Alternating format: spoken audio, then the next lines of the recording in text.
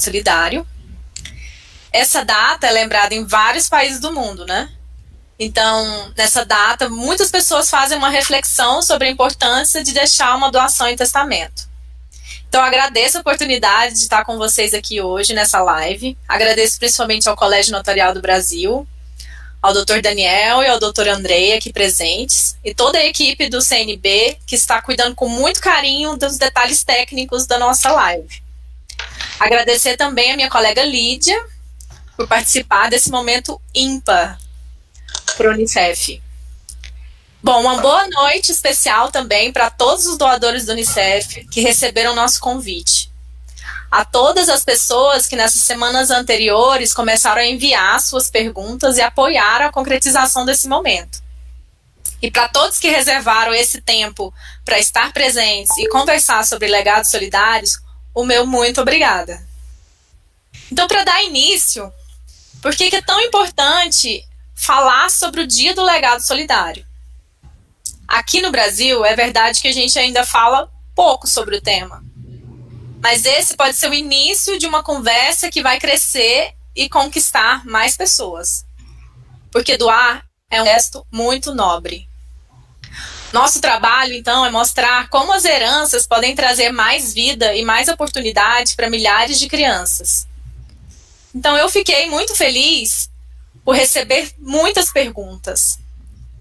Elas mostram que tem pessoas que têm refletido sobre o tema e elas querem fazer a diferença na vida das crianças no Brasil e no mundo. E eu tenho certeza que após esse encontro aqui hoje, muitos dos que estão presentes vão se sentir tocados e com mais confiança para dar esse passo.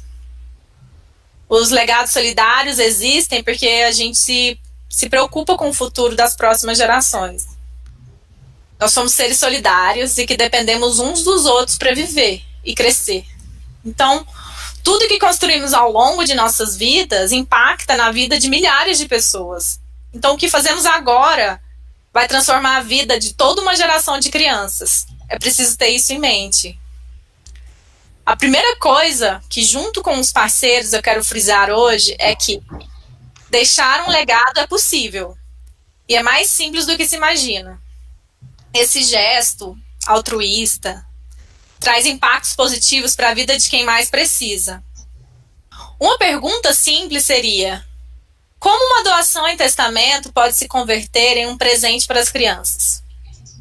E como podemos ter certeza que esse gesto de generosidade irá transformar e até mesmo salvar vidas?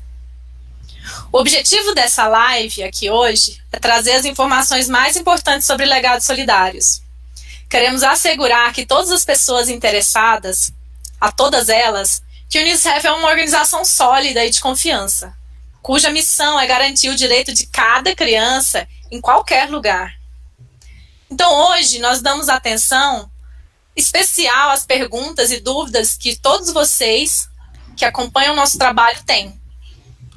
Os nossos esforços estão centrados em escutar cada um. Então, por favor, a todos vocês que estão nos escutando, mandem suas perguntas no nosso chat. Ou, se preferirem, podem mandar por e-mail também para futurocriança@unicef.org. Dito isso, e com muita alegria, eu inicio essa live, esse encontro com o Colégio Notarial do Brasil, e eu quero convidar a minha colega, Lídia Carvalho, que está aqui com a gente, para contar um pouco sobre as ações do Unicef. Pois ela também esteve muito envolvida nas entregas recentes que o Unicef fez para as comunidades mais impactadas pelo coronavírus. Então eu passo a palavra agora para a Lídia. Muito obrigada, Lídia. Obrigada, Carol. Boa noite, pessoal. Para mim é uma alegria muito grande estar aqui. Um privilégio sempre falar do Unicef, do mandato do Unicef. De fato, é um mandato que se tornou meu também. Amanhã completa exatos 8 anos que eu comecei a trabalhar no Unicef e, de fato, trabalhar por crianças e adolescentes se tornou um mandato de vida, assim, né? Mas, ao mesmo tempo que é muito prazeroso estar aqui falando para vocês, eu trago também uma responsabilidade muito grande. E fico também um pouco aliviada de dividir essa responsabilidade com meus colegas aqui e também com vocês que estão nos assistindo, nossos doadores. Essa responsabilidade de cuidar de cada criança e cada adolescente não é só minha. não é só da Carol que trabalha no Unicef, essa é uma responsabilidade de cada um de nós. Então, eu prometo ser rápida na minha fala, vai ser um desafio muito grande falar do Unicef em 5 minutos, mas eu preparei alguns slides aqui para me ajudar um pouquinho a tentar resumir um pouco do que é o Unicef, quem somos, né, e qual é a nossa missão, não só no Brasil, mas em mais de 190 países. Vou iniciar uma apresentação aqui bem rapidinha. Acho que estão todos vendo a minha tela. Bom, então, a missão do Unicef acontece, a razão do Unicef existir é para cada criança e cada adolescente vulnerável. Eu não quero ficar aqui levando muito tempo em falar da história do Unicef, mas eu acho importante mostrar para vocês como a gente surgiu, né? Há quanto tempo o Unicef vem atuando em 191 países. Essa é uma foto histórica, é um marco da Assembleia Geral da ONU em 1943, quando o Unicef foi estabelecido ainda como um órgão temporário, provisório, né? Nós surgimos num contexto de pós-guerra, para dar suporte, assistência emergencial a crianças e famílias, especialmente na Europa, Oriente Médio e China. Então, o Unicef já nasce com o mandato de levar socorro, de levar ajuda humanitária imediata e necessária para crianças, adolescentes e famílias que estavam sofrendo naquele contexto de pós-guerra. Isso em 1946. E cerca de 10 anos depois, nós fomos estabelecidos como um órgão permanente da ONU, né? Como uma agência permanente da ONU. Tamanha foi a eficiência, a efetividade do nosso trabalho e a importância da ONU ter um braço que fosse dedicado exclusivamente para crianças e adolescentes. E desde então a gente vem se estabelecendo mundialmente como uma grande referência no que diz respeito a respostas humanitárias, a emergências. Então eu trouxe para vocês alguns números dos 3 últimos anos para cá, para vocês entenderem um pouquinho a dimensão do trabalho do Unicef. A dimensão de um trabalho que todo mundo que está aqui nos assistindo hoje ou já fazem parte ou podem fazer parte. Então, um número muito recente do final de 2019 é que o Unicef atuou de forma imediata em cerca de 280 emergências em 96 países. Então, hoje, o Unicef consegue prestar ajuda imediata, a gente chega em até 72 horas em qualquer lugar do planeta Terra com ajuda imediata, com ajuda em forma de educação, vacina, nutrição. Então, esses são apenas alguns números que a gente se orgulha muito. Não vou ficar levando muito tempo aqui, eu não quero que vocês gravem números, eu quero que vocês gravem histórias, eu quero que vocês gravem de fato que por trás de cada número desse tem uma vida que está sendo salva. Tem uma geração que está sendo assegurada, né? Tem aí uma vida que está sendo preservada. E eu queria hoje que vocês saíssem dessa live, ao final dessa live, com essa certeza de que vocês podem fazer parte de um trabalho que de fato impacta a vida de milhares de crianças. Então, como eu disse, o Unicef vem se estabelecendo, e isso não sou eu que estou dizendo, né? Uma pesquisa de marca que a gente participou em 2017, que mostra o Unicef como uma referência mundial para a proteção e garantia de direitos de crianças e adolescentes. É um mandato que a gente se orgulha muito, mas que, de novo, é uma responsabilidade gigante. E é por isso que a gente nunca para e que a gente se mantém sempre incansável. Mas e no Brasil? O que a gente faz no Brasil? O Unicef já está há 70 anos no Brasil.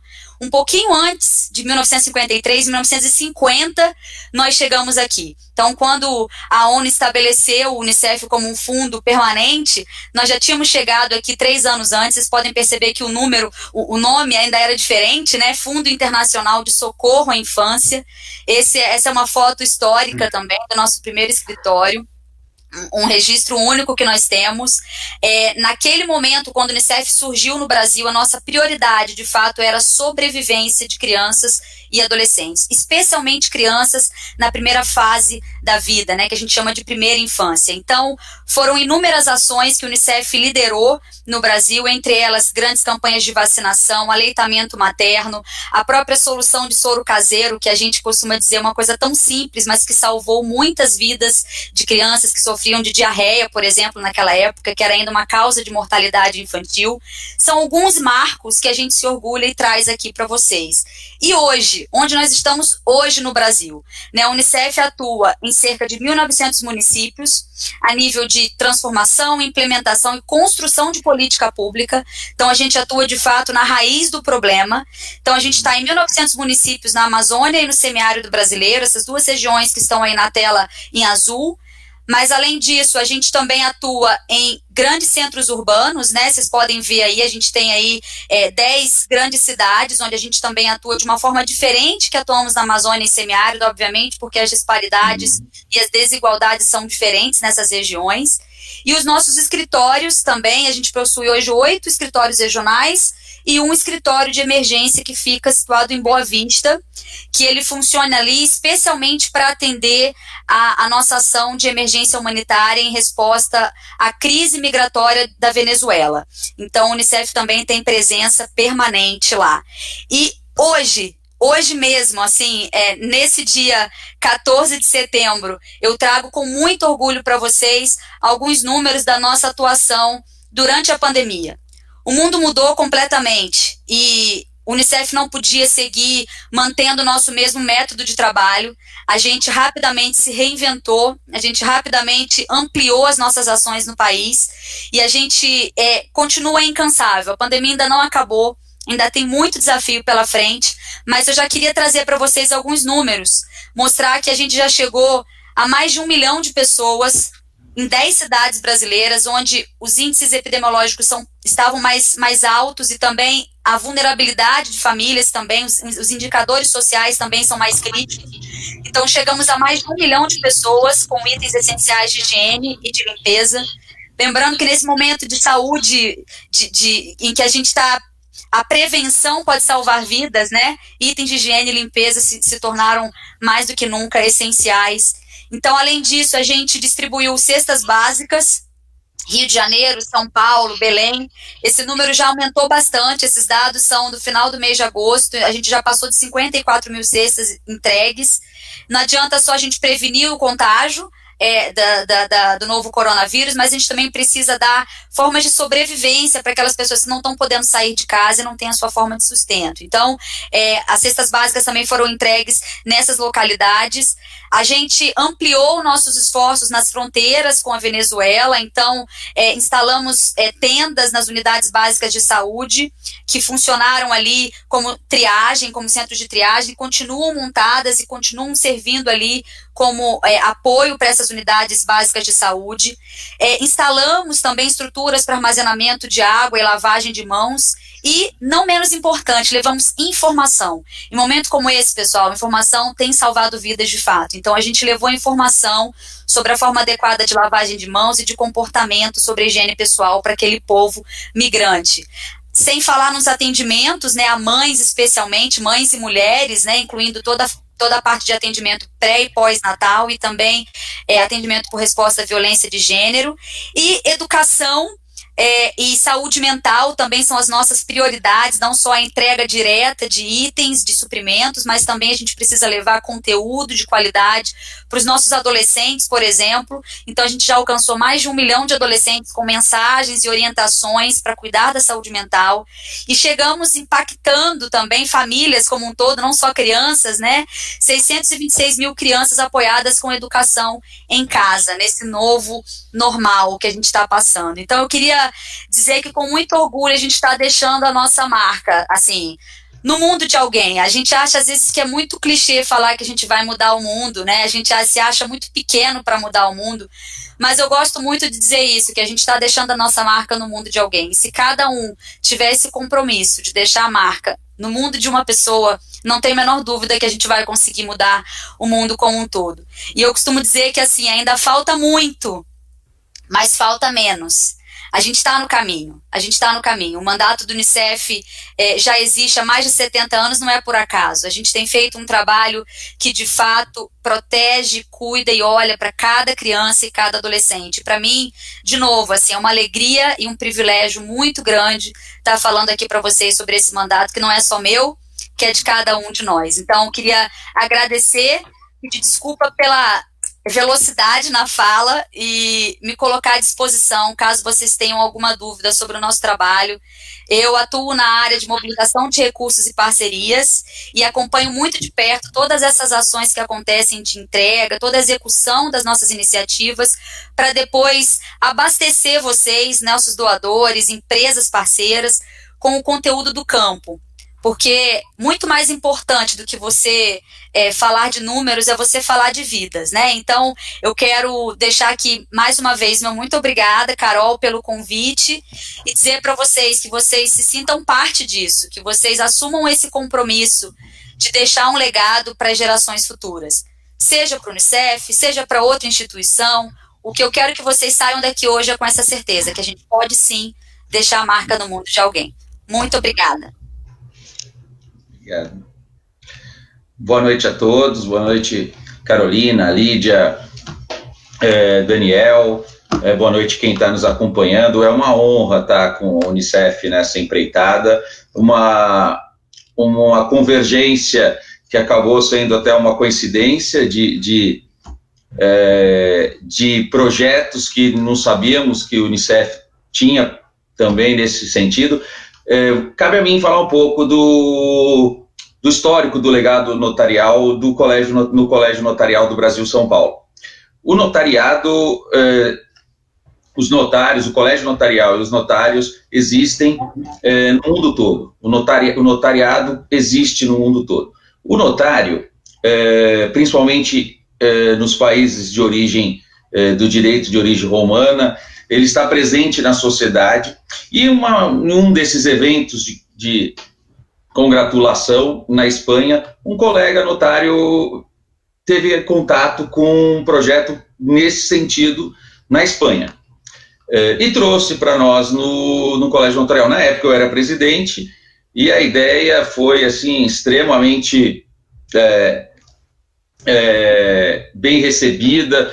Nós já queríamos participar da vida, da evolução da sociedade brasileira de alguma maneira, de alguma forma ajudar a ajudar o presente e o futuro. Pensando nisso, Lídia, a gente começou a trabalhar em duas questões, assim, principalmente. Uma que nós entendemos que tratava mais do presente, que era a saúde, e a outra que a gente pensou mais no futuro, que era a educação. Nós tivemos dois parceiros iniciais. Esses parceiros foi o Instituto Ayrton Senna, que continuam nossos parceiros, ou seja, uma entidade vinculada à educação, e a ACD, que era uma entidade vinculada com um trabalho lindo, mas vinculada mais ao presente da vida das pessoas, a necessidade de fazer com que de dar saúde às pessoas, e pessoas principalmente numa situação extremamente vulnerável, que pessoas com certas deficiências e algumas limitações físicas, nesse sentido, físicas. Assim nasceu o Legado Solidário aqui em São Paulo, assim nasceu o Legado Solidário no Colégio Notarial de São Paulo. Nosso objetivo no começo era muito mais conseguir que a gente introduzisse a cultura da deixa, da cultura do legado, a cultura do testamento em prol do futuro, em prol da sociedade, do que conseguir efetivamente um volume gigante, um volume considerável de doações e assim por diante. Nós queríamos usar a nossa estrutura, o fato de que estamos presentes em todas as cidades, todos os municípios. Nós queríamos usar esta situação, esta característica nossa, para levar essa mensagem a cada a cada canto do estado de São Paulo. E assim nós fomos trabalhando essa questão, trabalhando com que os cartórios assumissem essa missão, e assim eles conseguissem, para cada pessoa que fosse procurar fazer um testamento, que fizesse um testamento no cartório, que ela pensasse, se ainda que não incluísse a pessoa, uma entidade beneficente no testamento em si, mas que ela tivesse contato com essa questão. Como a Carolina disse, como a Lídia disse, essa cultura no Brasil ainda é muito incipiente, né? Muito também porque nós estamos sobrevivendo, né? Ao contrário de outros países que já estão com uma situação muito mais estável, o Brasil, as pessoas estão sempre correndo atrás de um problema. Mas, para nós do colégio, não só tratar do presente é essencial. Nós não vamos conseguir melhorar a nossa sociedade, não vamos conseguir melhorar o nosso futuro só tratando do presente. Nós temos que fazer as nossas apostas, nós temos que colocar os nossos esforços no futuro. E o futuro são nossas crianças, são nossos adolescentes. O que estamos plantando neles hoje é o que vamos ter no futuro. E justamente por isso que quando surgiu a oportunidade de conversar com vocês do Unicef, esta oportunidade nós não poderíamos deixar escapar. Por quê? Porque o que vocês fazem pelas crianças e adolescentes no Brasil, mais do que reconhecido, fez com que a gente nos voltássemos e pensássemos: precisamos ajudar nesta tarefa, precisamos com que a cultura das pessoas se volte para ações benemerentes durante a vida, mas também com o passar, com a sua morte, deixando isso expresso em testamento. E nada melhor do que pensarmos em apoio, em desenvolvimento de nossas crianças para ser o foco, a semente do nosso futuro. Hoje em dia estamos aí vivendo um problema ímpar na história da humanidade. Tivemos outras pandemias, mas cada uma com as suas características. E mais ainda, então, nós temos em uma das faixas de idades, que ainda que não sejam as mais atingidas com relação à mortalidade, mas é uma das mais atingidas com relação ao desenvolvimento. Nós temos hoje nossas crianças em casas e elas tendo aulas à distância, um esforço enorme das instituições de ensino, tanto privadas quanto públicas, mas que, com todo o esforço possível, é apenas um paliativo diante da necessidade de isolamento. Então, mais ainda vamos precisar do Unicef, mais ainda vamos precisar de toda a população para que a gente consiga correr atrás para superar esta fase e superar as limitações que essa fase vai nos dar, não só hoje, mas no futuro próximo de formação, com relação à formação das crianças. Portanto, aquilo que nasceu ali no Colégio Notarial de uma forma muito incipiente, de uma ideia de um colega, de uma ação muito isolada, cresceu, floresceu, muito no esforço de nossos colegas, colaboradores no colégio, como Augusto, Flávia e outros, que são entusiastas desse projeto, cresceu a ponto de chegar até vocês. Para nós, estar do lado de vocês é uma honra, e ainda mais sabendo que com vocês a gente vai atingir muito mais pessoas, muito mais crianças, muito mais adolescentes. Obrigado a todos. Opa, boa noite. Boa noite, Lídia. Boa noite, Carol, Andrei. Eu sou Daniel, sou presidente do Colégio Notarial e, como o Andrei disse, essa história começou na gestão passada e eu estou tendo a honra de, na minha gestão, participar desse momento histórico para poder lançar esse legado solidário, e eu estou aqui para poder explicar para vocês exatamente no que consiste esse legado solidário, onde que os notários podem ser úteis e como que o cidadão que quer fazer uso dessa ferramenta, como que ele deve proceder no cartório. O legado solidário nada mais é do que uma faculdade que está à disposição de qualquer cidadão de pegar uma parcela do seu patrimônio e destinar essa parcela do seu patrimônio para uma entidade beneficente, que pode ser a Unicef, pode ser algum dos outros parceiros, mas uma entidade que pensa no futuro da nação, uma entidade que pensa na pessoa carente. Então, quando você quer pegar uma parcela do seu patrimônio e destinar, você pode procurar um cartório, que vai ser por meio de um testamento. Qualquer cidadão tem isso totalmente à sua disposição. se a pessoa tiver ascendente, descendente ou cônjuge, ela pode fazer o que bem entender com os outros 50% do patrimônio. Se ela não tiver nenhum descendente, nenhum ascendente e não tiver cônjuge, ela pode fazer, por meio do testamento, o que ela bem entender com o seu patrimônio. E muitas pessoas, elas não têm esta informação. E cabe ao notário, que quem, como bem disse o Andrei, que está presente em praticamente todos os municípios do estado de São Paulo, cabe ao notário, quando a pessoa procura para fazer um testamento, ele orientar de tudo o que o testamento pode oferecer. E aí, dentro dessas faculdades que o testamento deixa à disposição da pessoa, está a possibilidade dela destinar uma fatia do seu patrimônio para uma entidade. O que é mais relevante também, como, fazendo até uma linha com o que o Andrei falou, que muitas pessoas elas têm um receio, por conta, às vezes, de uma capacidade financeira não tão robusta, de dispor em vida desse patrimônio. O legado solidário, ele tem essa grande vantagem, porque ele é um documento que só vai produzir efeitos após a morte. Ou seja, enquanto você fez o testamento, o patrimônio continua com você. Você não precisa dispor naquele momento. E apenas e tão somente após a morte da pessoa que fez o testamento e escolheu uma determinada entidade, é que esse patrimônio será destinado para essa entidade. Ou seja, a pessoa não precisa necessariamente se dispor de um patrimônio em vida que pode fazer falta. Ela pode pensar em alguma coisa para o futuro. Outra grande vantagem dos testamentos é que eles são registrados todos numa central. E esta central, todo o inventário que vai ser feito, que é justamente o procedimento pelo qual se transmite o patrimônio daquele que faleceu para os herdeiros, todo o inventário precisa fazer uma consulta nessa central.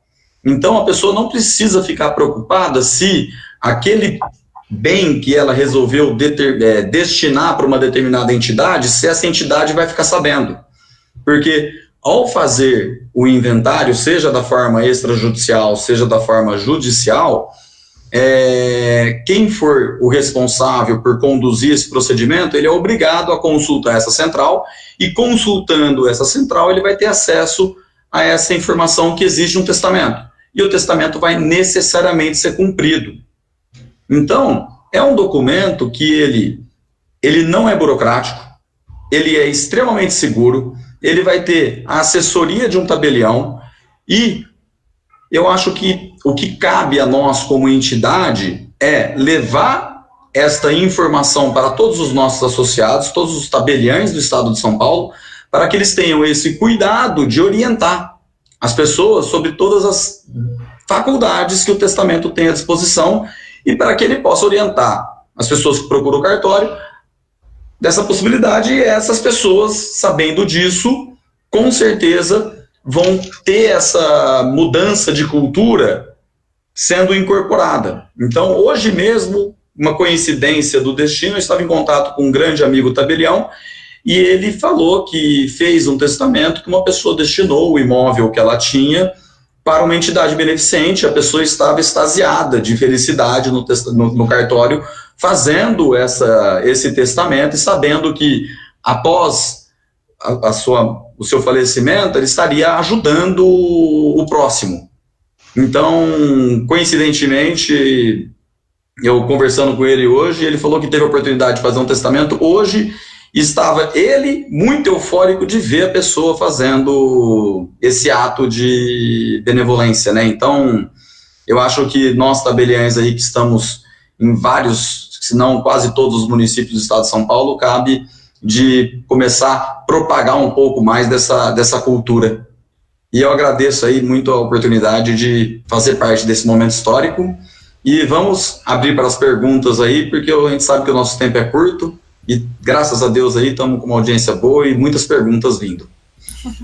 Obrigada, gente. Então agora a gente vai abrir o nosso bloco de perguntas e respostas. Eu quero convidar mais uma vez as pessoas que estão no chat para enviarem as suas perguntas. E assim, a gente tem algumas perguntas aqui, a gente vai passar para o Colégio Notarial, e entre Unicef e Colégio Notarial, as perguntas que chegaram para a gente. Então eu vou começar com pergunta ao Colégio Notarial, Andrei e Daniel. A pergunta é do Paulo Rodrigues, de 67 anos, de Monte Azul, Minas Gerais. Ele pergunta se o testamento referente a bens imóveis obrigatoriamente deve ser feito e também registrado no cartório onde esteja inscrito.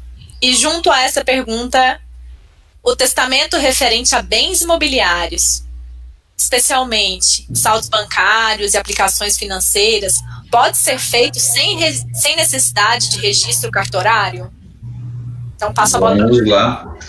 Fica à vontade, Daniel. O testamento, ele vai tratar de todo o seu patrimônio. No mesmo documento, você vai tratar de tudo. Dos bens móveis, dos bens imóveis, de saldos em contas, enfim, de praticamente todo o seu patrimônio.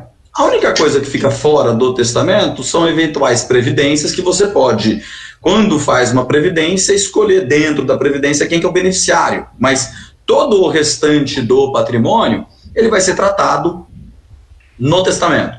E o testamento, ele não tem a competência territorial que a gente está acostumado muito a ouvir dos imóveis. Então, eu, aqui em Ribeirão Preto, posso fazer testamento de qualquer bem localizado no Brasil.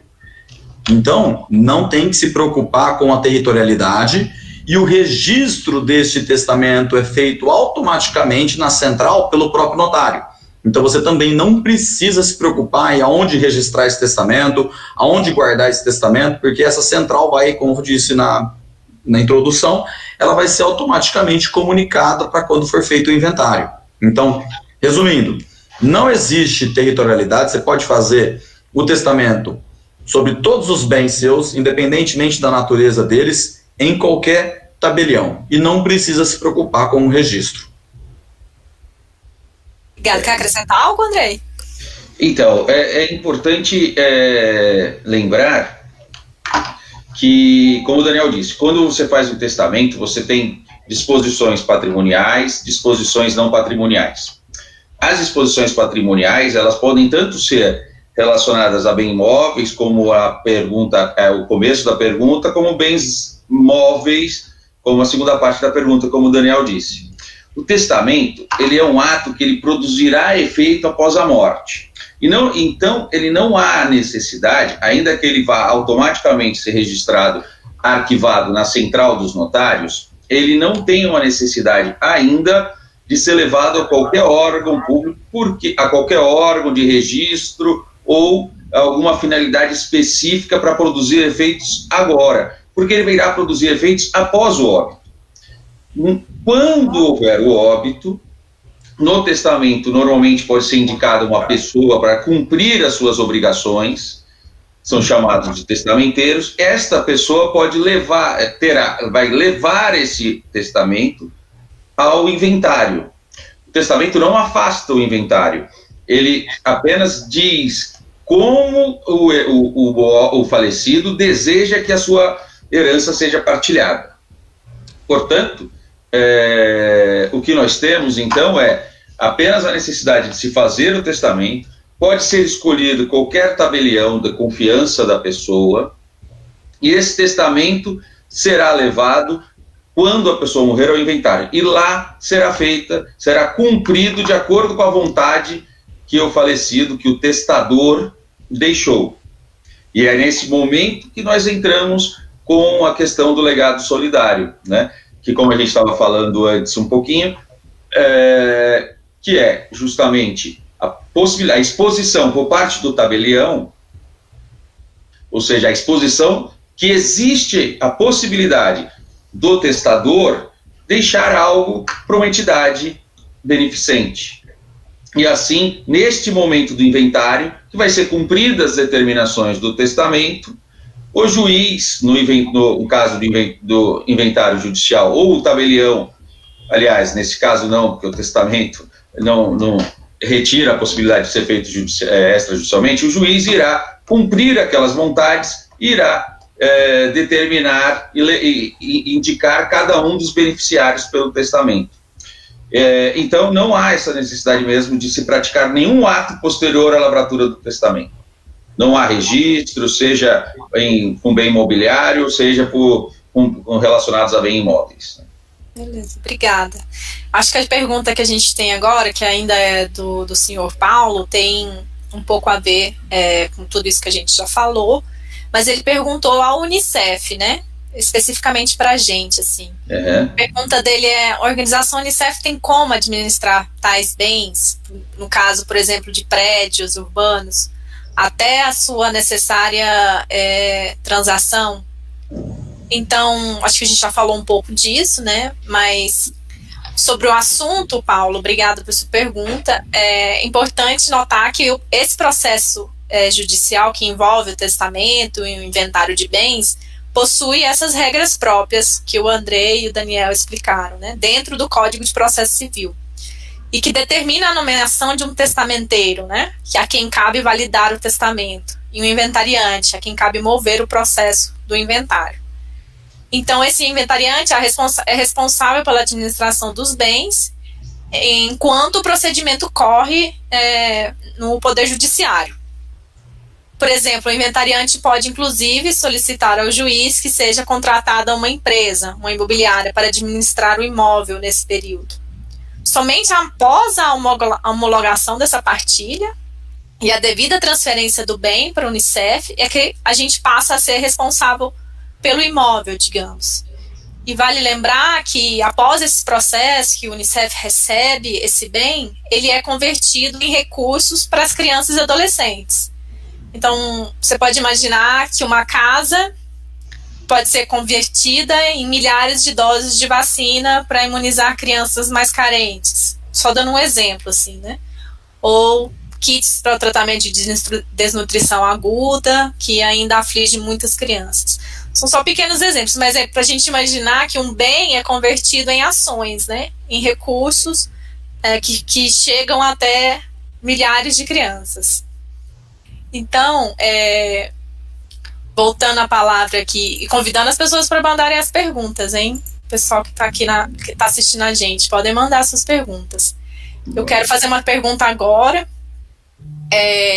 sobre o estado civil. Chegou uma pergunta para a gente assim: considerando o meu estado de solteiro, sem herdeiros ditos necessários e também sem vínculo conjugal de qualquer natureza, posso fazer um só testamento ou teria que elaborar 2 documentos? Um referente a imóveis e outro a testamento de bens imobiliários. A gente também já respondeu um pouquinho isso, mas só para frisar aí, André e Daniel. O que acontece referente ao estado civil no momento da pessoa fazer o testamento dela? Vamos lá. Posso, Dani? Posso. Por favor. Vamos lá. Primeiro ponto. Vou tentar fugir do juridiquês, tá, pessoal? Para a gente não deixar todo mundo tentar deixar menos entediado quem está assistindo. Mas vamos lá. Primeiro, o Estado Civil vai ter ou não influência no que ele pode testar, no que ele pode falar, no que ele pode deixar no testamento, à sua disposição, à sua vontade, de acordo com o que é esse Estado e também de acordo com exatamente qual é esse Estado Civil. Então, o primeiro ponto que a gente tem que ver é o seguinte: os herdeiros são toda pessoa tem seu patrimônio dividido em 2 partes, né? Parte disponível e a parte indisponível. Quando você vai testar, é analisado se a pessoa se a pessoa é casada ou não, e se a pessoa possui alguns tipos de herdeiros chamados herdeiros necessários. Esses herdeiros necessários, que são os ascendentes, descendentes, cônjuges, eles obrigatoriamente herdam metade do seu patrimônio. A outra metade, como o Daniel disse, é a parte disponível, que a pessoa pode fazer o que quiser. No caso do senhor Paulo, né, que fez essa pergunta, ele sendo solteiro e ele não tendo descendentes e nem ascendentes, ele pode dispor livremente do seu patrimônio. Então, a primeira coisa que nós temos que ver é: há herdeiros necessários ou não? Em havendo, nós começamos a dividir o patrimônio em 2. A parte disponível e a parte que cabe reservada aos seus herdeiros, a legítima que cabe aos seus herdeiros necessários. Não havendo herdeiros necessários, a disposição é maior. A pessoa pode dispor, como bem entender, da totalidade do seu patrimônio. E, quando a gente fala da totalidade do patrimônio, não há necessidade de se fazer um testamento por natureza de bem. Então, não há necessidade de ser um testamento para bens móveis, testamento para bens imóveis. A totalidade daquele patrimônio pode ser tratada num testamento. Então, especificamente com relação à pergunta, basta um testamento para tratar de bens móveis e imóveis, e o Estado Civil interfere no quanto ele pode dispor de seu patrimônio ou não. Daniel, algum complemento? Não, acho que você foi brilhante. Então tá. Tem uma pergunta aqui que tá bom. Pra gente da Márcia Dayan, 62 anos, de Brumadinho, que ela vai nesse sentido. Então eu já vou perguntar porque está no mesmo sentido.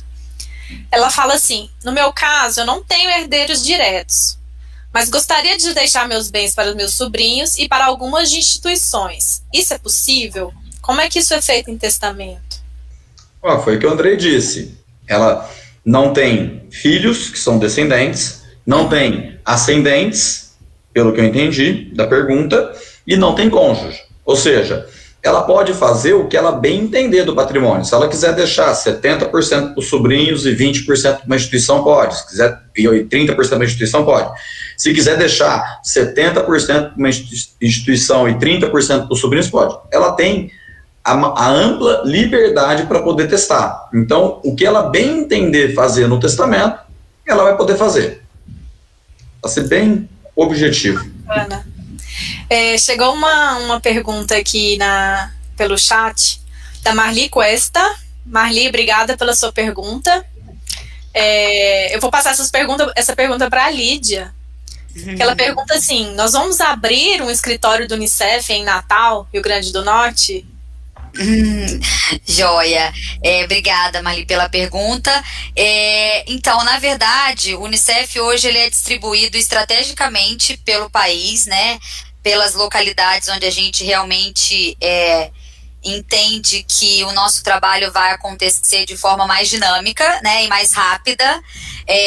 Então, hoje, a região ali, o estado, né, do Rio Grande do Norte, ele é todo atendido pelo nosso escritório de Recife. A gente tem um escritório em Recife, inclusive o Rio Grande do Norte é participante do selo Unicef, que é hoje a nossa principal iniciativa a nível municipal. Fique à vontade para entrar no site selounicef.org.br. Lá vai ter a opção de você escolher por estado e você vai ver todos os municípios do Rio Grande do Norte que participam do selo Unicef. Então, de fato, o Unicef está presente aí. Não temos um escritório realmente, mas a gente está presente no seu estado e se orgulha muito disso, tá bom? Obrigada aí pela sua pergunta. Tá. Carolina, Oi, posso fazer uma...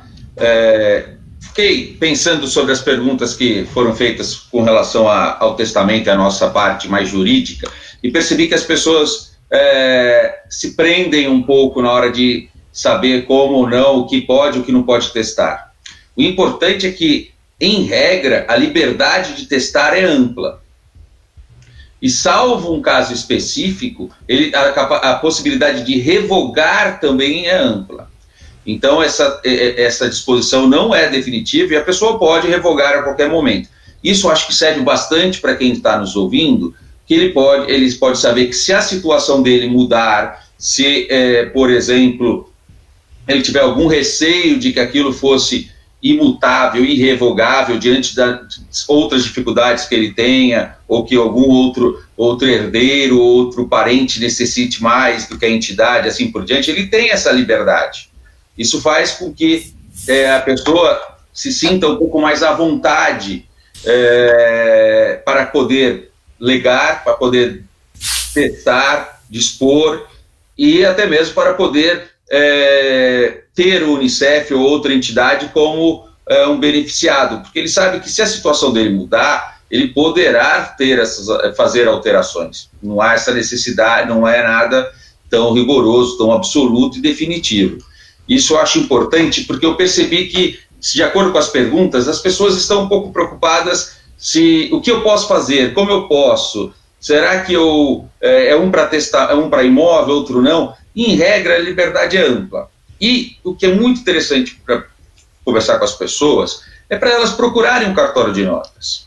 O cartório de notas, o notário, ele é um cartório extremamente aberto, é um cartório que tem muita finalidade de solucionar problemas e orientar as pessoas. Nós somos assessores jurídicos das pessoas. E com isso, é muito importante que as pessoas com essas dúvidas, não guarde as dúvidas para si. Vá até um cartório de notas, não deixe esse ímpeto de ajudar arrefecer e passar sem que haja uma ação concreta. Então, vá até um cartório de notas, converse, e conversando, veja o que efetivamente pode ser feito, o que não pode ser feito e assim por diante, e saiba como ela pode ajudar no futuro, ajudar posteriormente quando ela vier a falecer. Então, eu achei importante falar isso, porque realmente eu vi as pessoas um pouco preocupadas se poderiam testar ou não, como poderiam testar. A liberdade é ampla e não é definitivo. Então a pessoa não tenha medo de, olha, já fiz um testamento, não posso mais fazer nada e hoje descobri que tem um sobrinho passando necessidade, quando eu morrer não vou poder ajudá-lo. Não, você pode. Então, as pessoas, é importante ela saber que na grande maioria das disposições do testamento ele é revogável. Só não é revogável para uma disposição, quando ele reconhece filhos no testamento. Esse reconhecimento é irrevogável. Tirando isso, ele pode ir, voltar atrás, brigar com o sobrinho, voltar e assim por diante, beneficiar, não beneficiar e assim por diante. Então, essa liberdade é grande, tá? Obrigada, Andrei. Só retomando aqui no assunto dessa pergunta que a gente fez com a Lídia, né, que às vezes as pessoas procuram a gente do Unicef com essa curiosidade, né? Se aqui na minha região, quais são os projetos para as crianças, né? O meu testamento, por exemplo, vai beneficiar as crianças da minha região.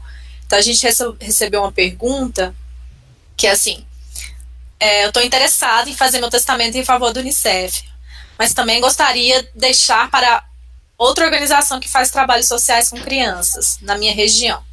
Isso é possível? Que tipo de projetos que o Unicef apoia? E as crianças da minha região também seriam contempladas? Essa pergunta também veio da Márcia. Então, assim, eu acho que uma parte disso a gente já respondeu, né, Márcia? No seu testamento você pode escolher quantas instituições você quiser e você vai poder escolher a porcentagem, digamos, para cada instituição. Deixando claro, assim, o Unicef, né, acho que a Lídia trouxe muito bem todas as ações que a gente faz, a gente está em 1.900 municípios, mas, assim, pensando a longo prazo, digamos assim, né, a necessidade das crianças são dinâmicas e elas mudam também. Então, quando você decide fazer um testamento, às vezes é para um recurso que vai chegar lá na frente, 10 anos, 20 anos, ou até mais. Então, a necessidade que você viu de uma criança ali naquele momento, no futuro pode ser diferente. Então, o que a gente orienta, assim, é a escolha e a confiança de que aquela sua doação vai chegar onde precisa. E nas regiões onde mais precisa. É essa garantia que o Unicef dá, digamos assim, que a gente vai, a partir desse recurso, chegar até as diversas regiões e assegurar que essa doação vai ser aplicada da melhor forma possível para ajudar quem mais precisa. Pois o nosso trabalho ele é muito criterioso, baseado nessas análises do contexto em que vivem as crianças, e tem um planejamento para ter uma continuidade e uma eficácia, né?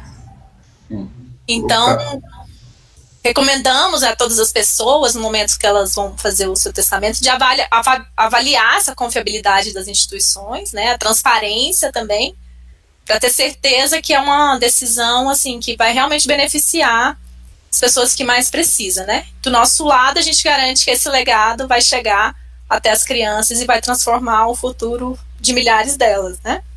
Ô, Carol. Oi, diga. Se me permite só uma pequena observação, que sem entrar, obviamente, no mérito da seriedade e da eficiência aí da Unicef, Sim. Mas do ponto de vista jurídico, para atender essa pergunta, é possível que quando você vai fazer um testamento e vai deixar um determinado bem, é possível que você condicione o destino daquele bem ou a reversão daquele patrimônio para uma determinada região ou uma determinada bairro.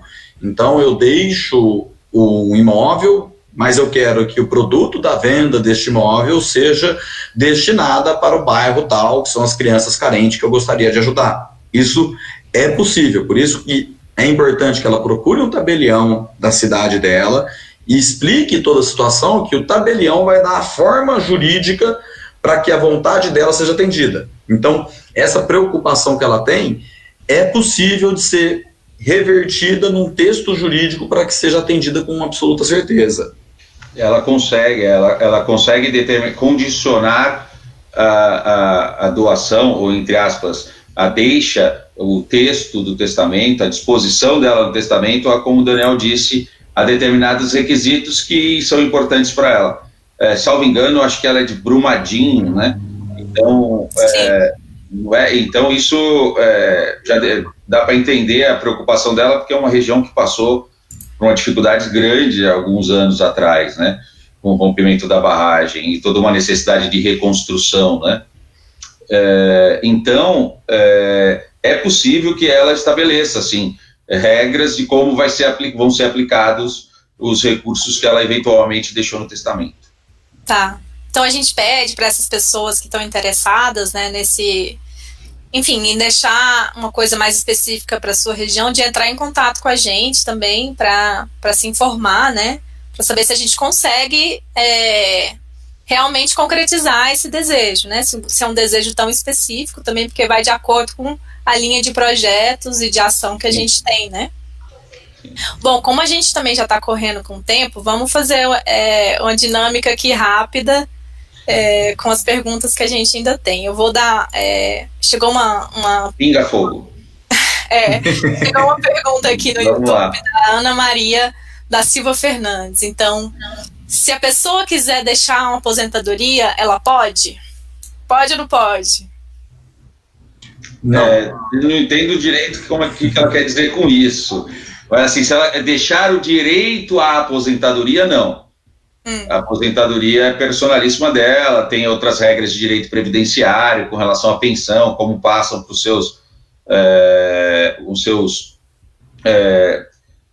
seus familiares e assim por diante. Então, assim, o direito à aposentadoria, não. Mas se ela tiver já... ela angariou com a aposentadoria dela e criou uma poupança, ela tem o direito à disposição, à livre disposição. Isso, Dani? Perfeito. Então, bom, Ana, se você tiver mais dúvidas sobre esse tema, a gente conversa depois, lembrando que vocês podem mandar outras perguntas também para o nosso e-mail, futurocriança@unicef.org, e aí a gente também vai fazer essa ponte com o pessoal aqui do Colégio Notarial, qualquer dúvida que a gente não saiba responder.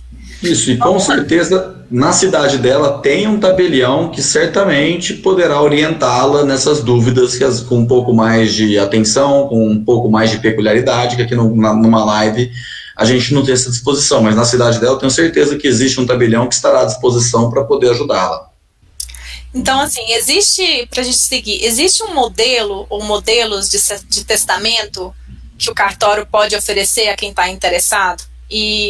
nesse sentido também, tem incidência de tributo ou isenção tributária?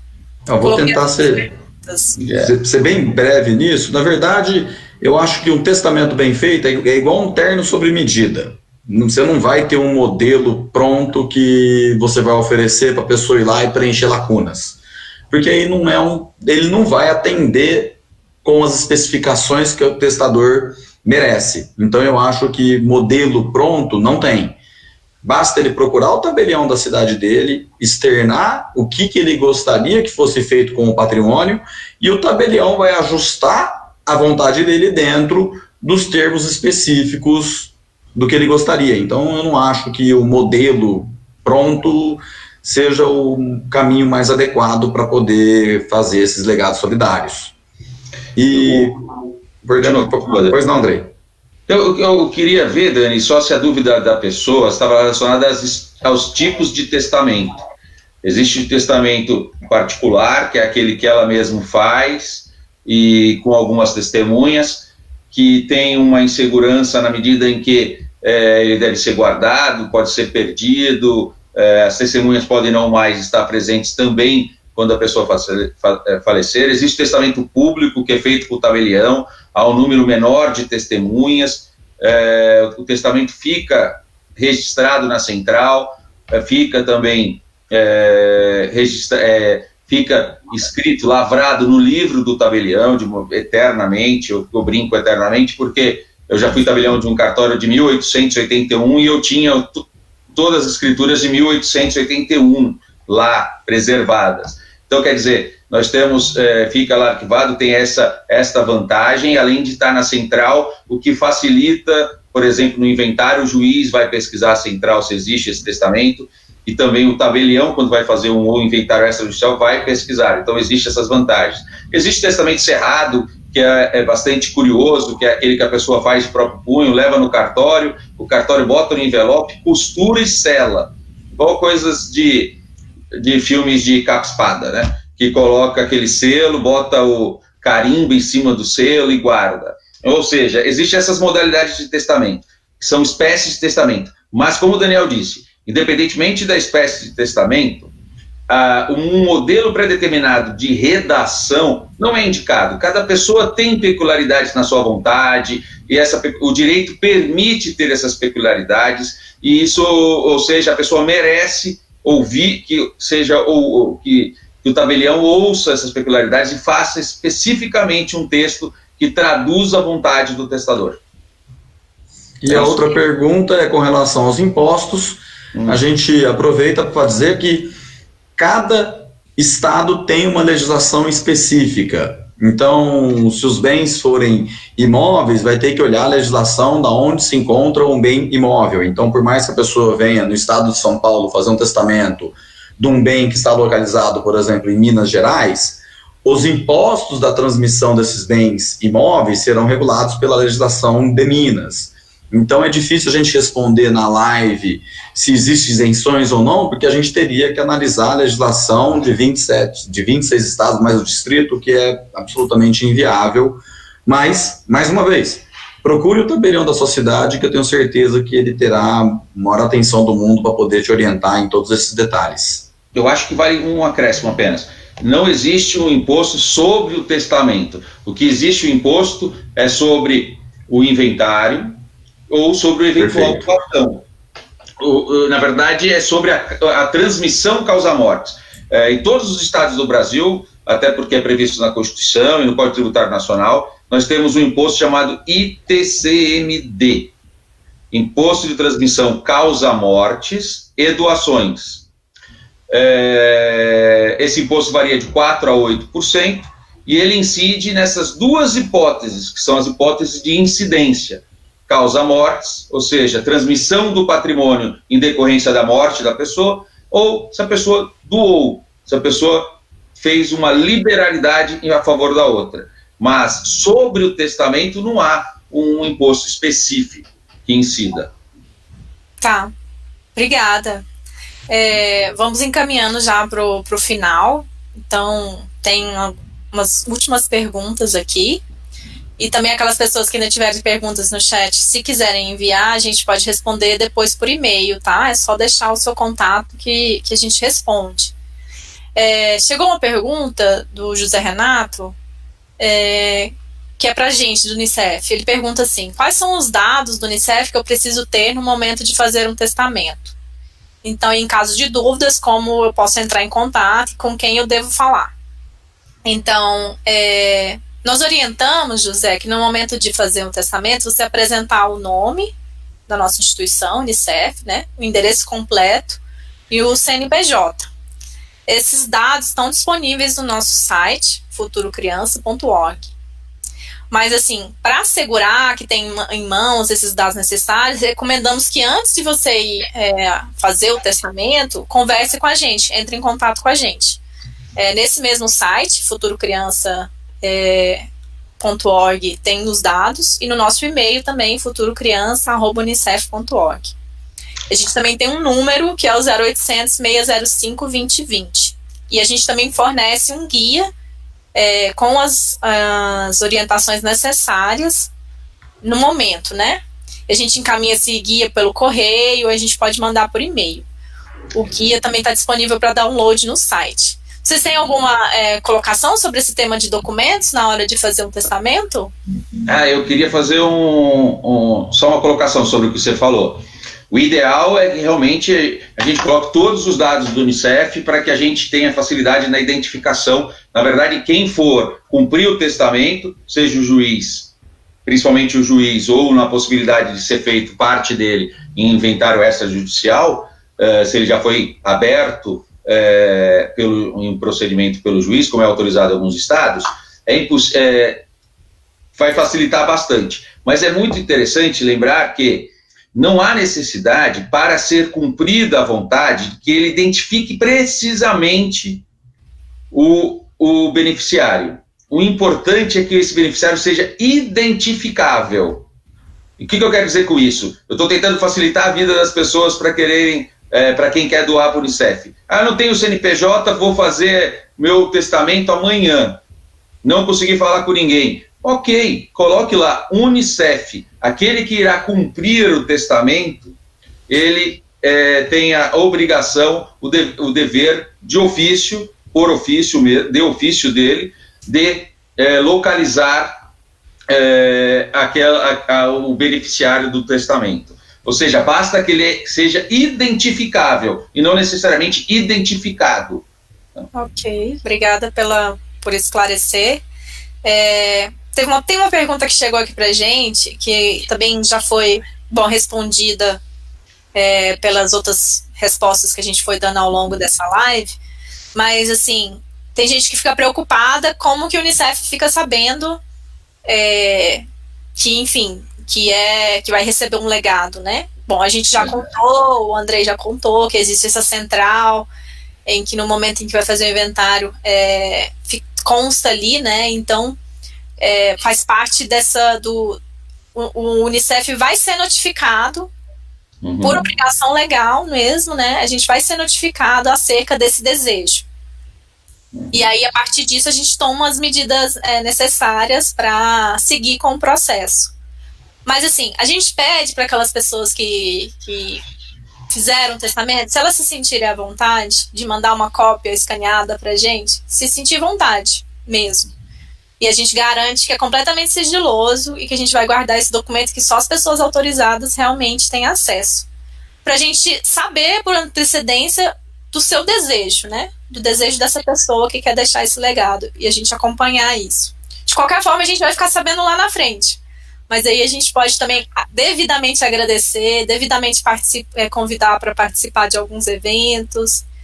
Enfim, é muito legal para a gente ficar sabendo também. Então, a gente já deixou aqui no chat, por exemplo, os nossos números de contato e nosso e-mail, né? E as pessoas podem entrar em contato, enfim, podem enviar, podem falar com a gente. Carol, inclusive, nesse sentido, as normas de serviço aqui do Estado de São Paulo, elas inclusive recomendam que o tabelião oriente a pessoa que está fazendo um testamento da possibilidade de comunicar a entidade beneficente para que ela possa realmente acompanhar esse legado. Então, é realmente importante que a entidade que vai ser a beneficiada, que ela tenha esse conhecimento para ela poder acompanhar, por mais que a gente, como bem disse o Andrei, por mais que o testador possa, no futuro, se arrepender e revogar, e esse ato de testamento não é algo estático, né? Ele pode ser revogável, mas é muito fundamental que a entidade possa acompanhar.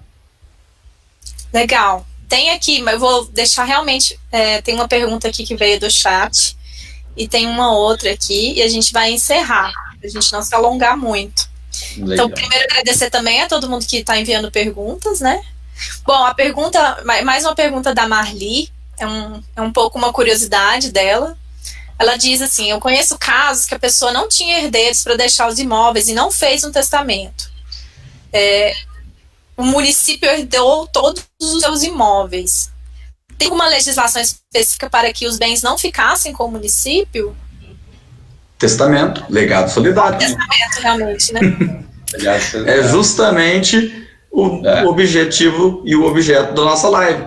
Se você não tem colaterais até quarto grau, que tecnicamente é o sobrinho, então tem todas umas questões técnicas que a gente for explicar aqui, acaba se alongando demais. Mas se você realmente não tiver ascendente, descendente, cônjuge e nem colaterais até quarto grau, todo o seu patrimônio vai para o município.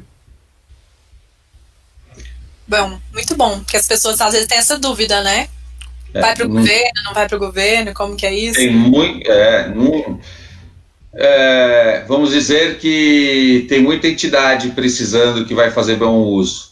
Em especial o Unicef, entidades sérias por aí.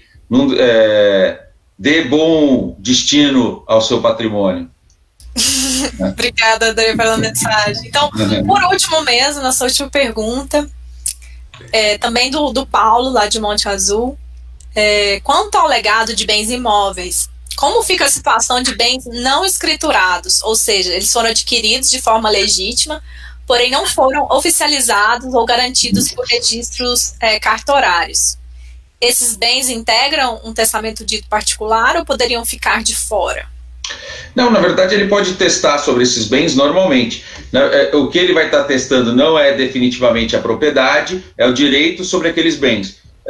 No caso, pelo que eu entendi, o direito é um pouco complexo, então às vezes a pergunta resume muito qual é a situação e a gente fica tendo vários Cs na resposta. Mas pelo que eu entendi, se ele, por exemplo, não tem os documentos que comprovam a sua propriedade, a escritura pública e eventualmente o registro, ele tem a posse sobre aquele bem, ele pode transferir esse direito possessório. Vou dar um exemplo, então. O Unicef receberia direitos possessórios e teria o direito a regularizar aquele bem. Ele se subrogaria naquele conjunto de direitos que a pessoa tem, ainda que ela não seja proprietária. Então, eles tendo a posse daqueles bens, possuidor daquele bem, essa condição de possuidor seria passada para o Unicef ou para outra entidade ou para outro beneficiário. Mas apenas complementando, é uma situação que, dependendo do conjunto de documentos, é uma situação que ela pode ficar realmente muito complexa.